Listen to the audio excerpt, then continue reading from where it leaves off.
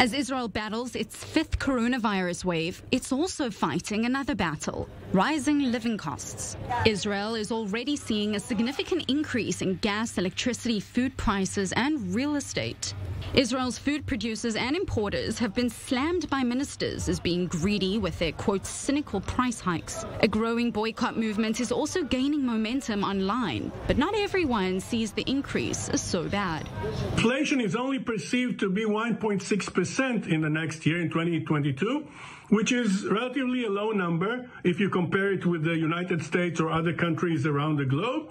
So every Israeli family is expected to pay 9% additional expenses if you think about electricity, shopping for food, real estate, water, and gasoline, which I think is relatively reasonable. Perhaps in Israel, but that's the thing about relativity. In the United Kingdom, annual shopping bills are set to rise by around £180 on average as inflation pushes up the cost of groceries.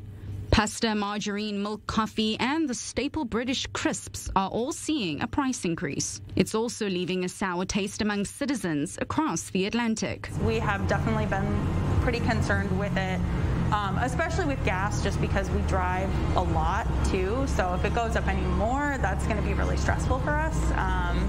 I think with grocery, it has been stressful. I think that, we will make more cuts for ourselves on what we need to kind of just maintain survival in our budget, which stinks, but The increases are simply reflecting global price hikes brought on in part by the pandemic supply shortages, steeper raw material costs, and decreased workforce availability. While COVID-19 may be the core culprit, geopolitical crises are also adding to the problem. What would be the impact of a conflict between Russia and Ukraine? The consequences for the energy markets would be a further increase in prices of oil and natural gas, and therefore of energy costs more broadly for many countries in the world. Total inflation is expected to average 3.9% in advanced economies and 5.9% in emerging market and developing economies in 2022.